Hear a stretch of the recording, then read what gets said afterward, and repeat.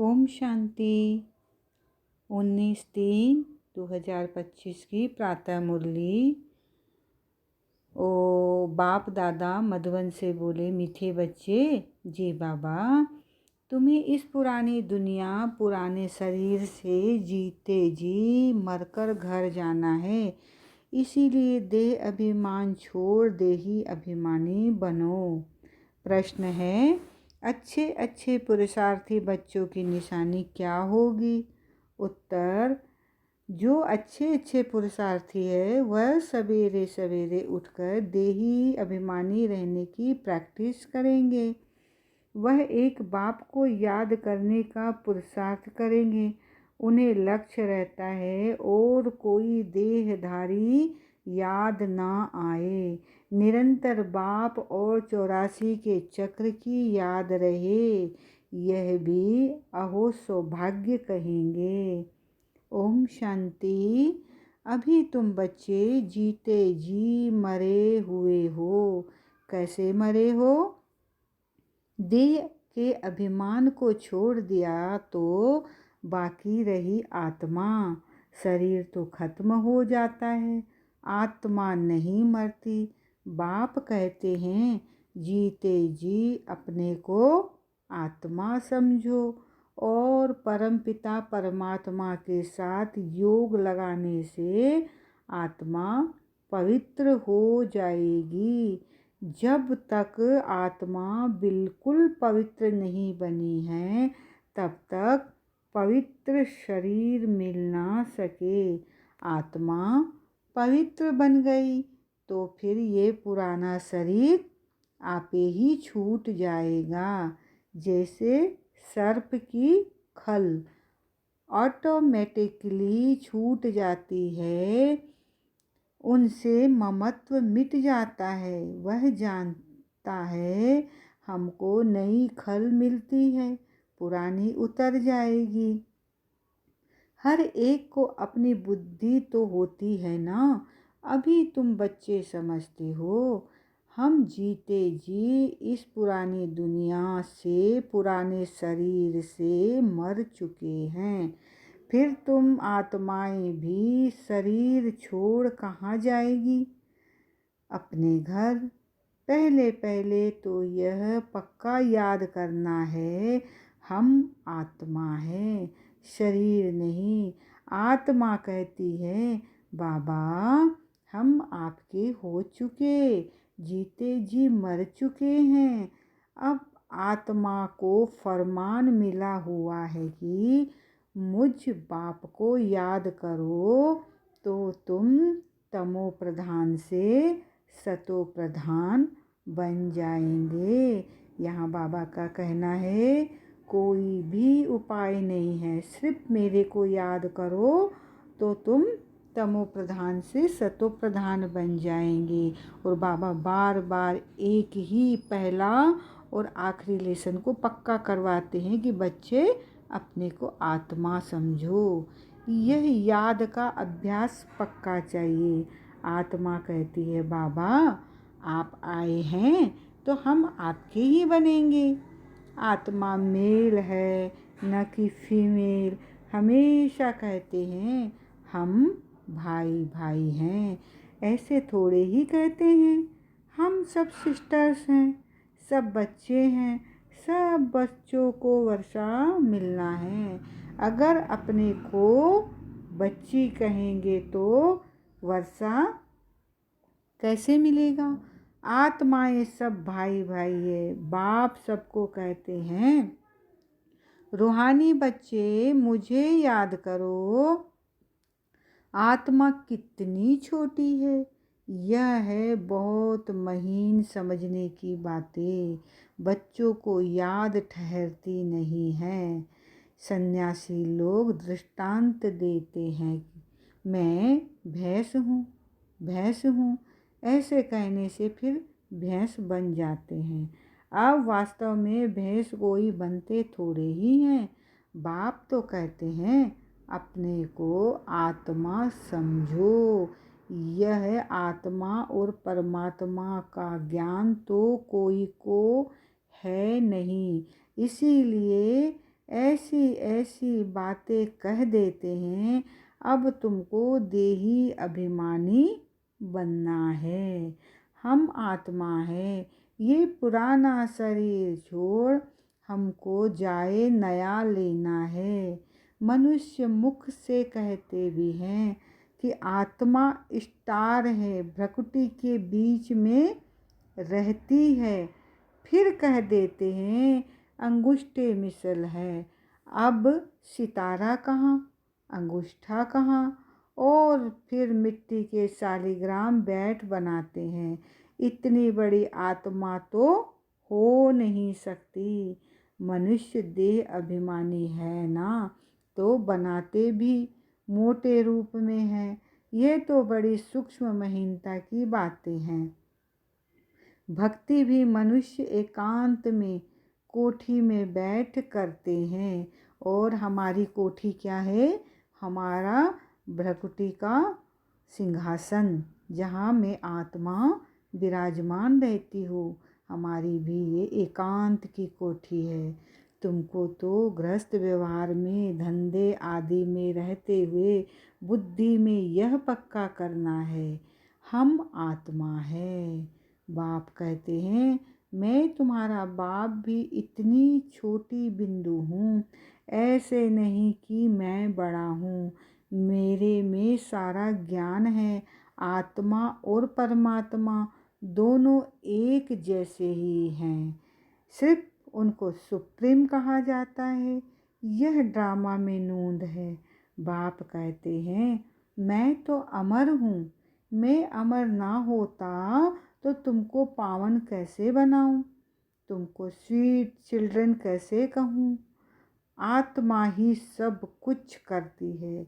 बाप आकर देही अभिमानी बनाते हैं। इसमें ही मेहनत है। बाप कहते हैं मुझे याद करो और कोई को याद ना करो। योगी तो दुनिया में बहुत है। कन्या की सगाई होती है तो फिर पति के साथ योग लग जाता है।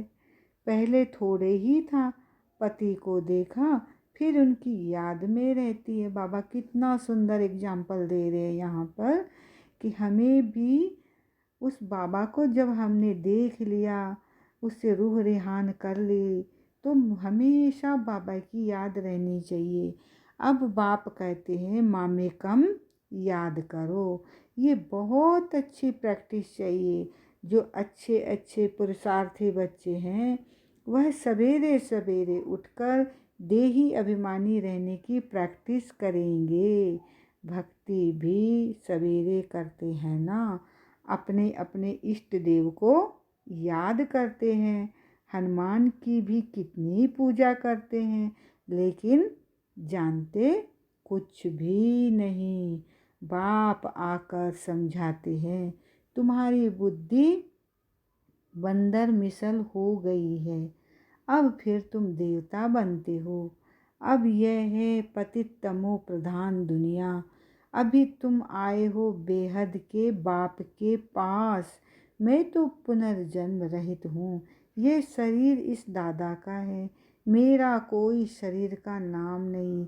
मेरा नाम ही है कल्याणकारी शिव। तुम बच्चे जानते हो शिव बाबा कल्याणकारी है। आकर नरक को स्वर्ग बनाते हैं। कितना कल्याण करते हैं। नरक का एकदम विनाश कर देते हैं। प्रजापिता ब्रह्मा द्वारा अभी स्थापना हो रही है। यह है प्रजापिता ब्रह्मा मुख बंसावली। चलते फिरते एक दो को सावधान करना है। मन मना भव। बाप कहते हैं मुझे याद करो तो विकर्म विनाश होंगे। पतित पावन तो बाप है ना। उन्होंने भूल से भगवान उवाच के बदले श्री कृष्ण भगवान उवाच लिख दिया है। भगवान तो निराकार है। उनको परमपिता परमात्मा कहा जाता है। उनका नाम है शिव। शिव की पूजा भी बहुत होती है। काशी शिव काशी कहते रहते हैं। भक्ति मार्ग में अनेक प्रकार के नाम रख दिए हैं। कमाई के लिए अनेक मंदिर बनाए हैं। असली नाम है शिव। फिर सोमनाथ रखा है। सोमनाथ सोम रस पिलाते हैं, ज्ञान धन देते हैं। फिर जब पुजारी बनते हैं तो कितना खर्चा करते हैं उनके मंदिर बनाने पर, क्योंकि सोम रस दिया है ना। सोमनाथ के साथ सोमनाथनी भी होगी। यथा राजा रानी तथा प्रजा सब सोमनाथ सोमनाथनी हैं। तुम सोनी दुनिया में जाते हो, वहाँ सोने की ईंट होती है, नहीं तो दीवारें आदि कैसे बने। बहुत सोना होता है, इसीलिए उसको सोने की दुनिया कहा जाता है। यह है लोहे पत्थरों की दुनिया। स्वर्ग का नाम सुनकर ही मुख में पानी आ जाता है। विष्णु के 2 रूप लक्ष्मी नारायण अलग अलग बनेंगे ना। तुम विष्णुपुरी के मालिक बनते हो, अभी तुम हो रावणपुरी में। तो अब बाप कहते हैं सिर्फ अपने को आत्मा समझ मुझ बाप को याद करो। बाप भी परम धाम में रहते हैं, तुम आत्माएं भी परम धाम में रहती हो। बाप कहते हैं तुमको कोई तकलीफ नहीं देता हूँ, बहुत सहज है। बाकी ये रावण दुश्मन तुम्हारे सामने खड़ा है, ये विघ्न डालते हैं। ज्ञान में विघ्न नहीं पड़ते, विघ्न पड़ते हैं याद में। घड़ी घड़ी माया याद भुला देती है, देह अभिमान में ले आती है, बाप को याद करने नहीं देती। यह युद्ध चलती है। बाप कहते हैं तुम कर्म योगी तो हो ही, अच्छा दिन में याद नहीं कर सकते तो रात को याद करो। रात का अभ्यास दिन में काम आएगा। निरंतर स्मृति रहे। जो बाप हमको विश्व का मालिक बनाते हैं, हम उसे याद करते हैं। बाप की याद और 84 जन्मों के चक्र की याद रहे तो अहो सौभाग्य औरों को भी सुनाना है। बहनों और भाइयों, अब कलयुग पूरा हो सतयुग आता है। बाप आए हैं सतयुग के लिए, राजयोग सिखला रहे हैं। कलयुग के बाद सतयुग आना है। एक बाप के सिवाय और कोई को याद नहीं करना है। वानप्रस्थी जो होते हैं वह सन्यासियों का जाए संग करते हैं। वानप्रस्थ वहाँ वाणी का काम नहीं है, आत्मा शांत रहती है, लीन तो हो नहीं सकती। ड्रामा में कोई भी एक्टर निकल नहीं सकता, यह भी बाप ने समझाया है। एक बाप के सिवाय और कोई को याद नहीं करना है। देखते हुए भी याद ना करो। ये पुरानी दुनिया तो विनाश हो जानी है, कब्रिस्तान है ना। मुर्दों को कभी याद किया जाता है क्या? बाप कहते हैं ये सब मरे पड़े हैं, मैं आया हूँ पतितों को पावन बनाए ले जाता हूँ। यहाँ यह सब खत्म हो जाएंगे। आजकल बम्स आदि जो भी बनाते हैं बहुत तीखे तीखे बनाते रहते हैं। कहते हैं यहाँ बैठे जिस पर छोड़ेंगे उस पर ही गिरेंगे। यह नूंद है, फिर से विनाश होना है। भगवान आते हैं नई दुनिया के लिए। राजयोग सिखला रहे हैं। यह महाभारत लड़ाई है जो शास्त्रों में गाई हुई है। बरोबर भगवान आए हैं स्थापना और विनाश करने। चित्र भी क्लियर है। तुम साक्षात्कार कर रहे हो। हम यह बनेंगे। यहाँ की यह पढ़ाई खत्म हो जाएगी। वहाँ तो बैरिस्टर डॉक्टर आदि की दरकार नहीं होती। तुम तो यहाँ का वर्षा ले जाते हो। हुनर भी सब यहाँ से ले जाएंगे। मकान आदि बनाने वाले फर्स्ट क्लास होंगे तो वहाँ भी बनाएंगे। बाजार आदि भी तो होगी ना, काम तो चलेगा। यहाँ से सीखा हुआ अक्ल ले जाते हैं। साइंस से भी अच्छे हुनर सीखते हैं। वह सब वहाँ काम आएंगे। प्रजा में जाएंगे। तुम बच्चों को तो प्रजा में नहीं आना है।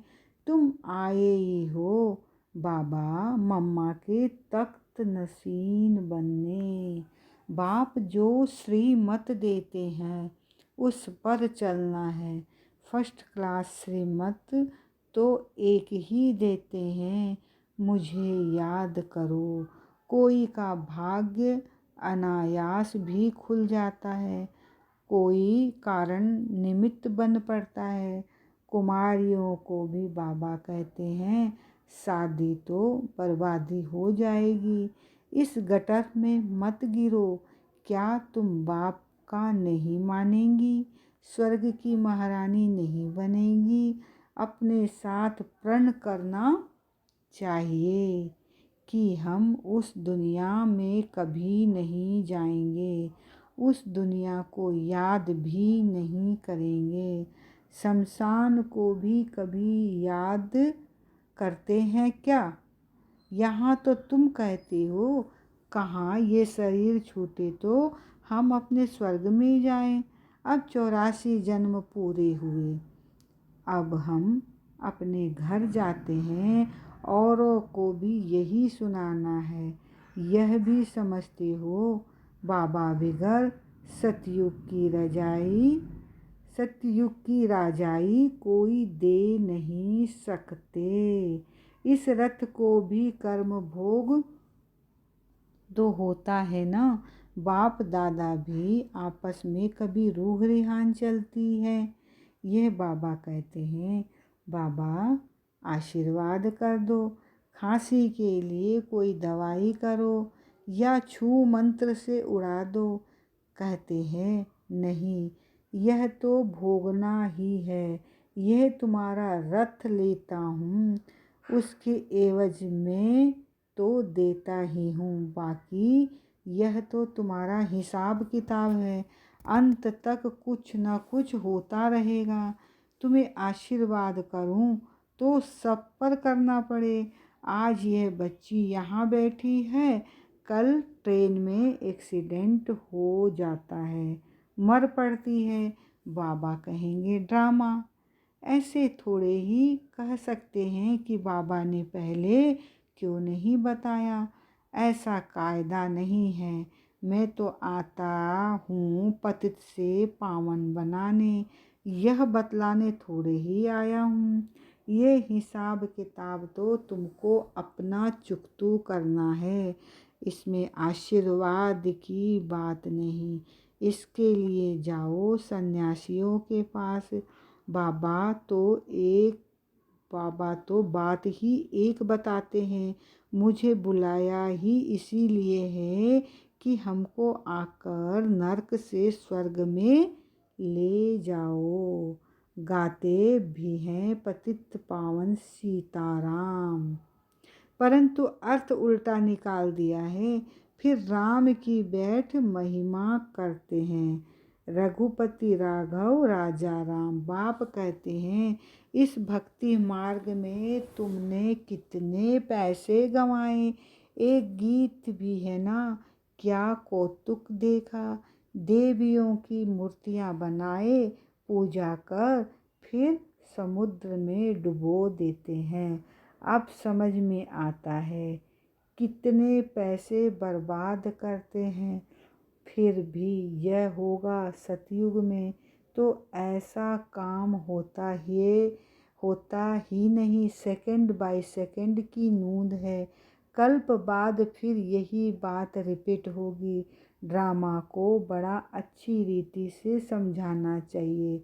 अच्छा, कोई जास्ती नहीं याद कर सकते तो बाप कहते हैं सिर्फ अल्प और बाप और बादशाही को याद करो। अंदर में यही धुन लगा दो कि हम आत्मा 84 का चक्र लगाकर आई हैं। चित्रों पर समझाओ, बहुत सहज है। यह है रूहानी बच्चों से रूह रिहान। बाप रूह रिहान करते ही हैं बच्चों से, और कोई से तो कर न सके। बाप कहते हैं अपने को आत्मा समझो, आत्मा ही सब कुछ करती है।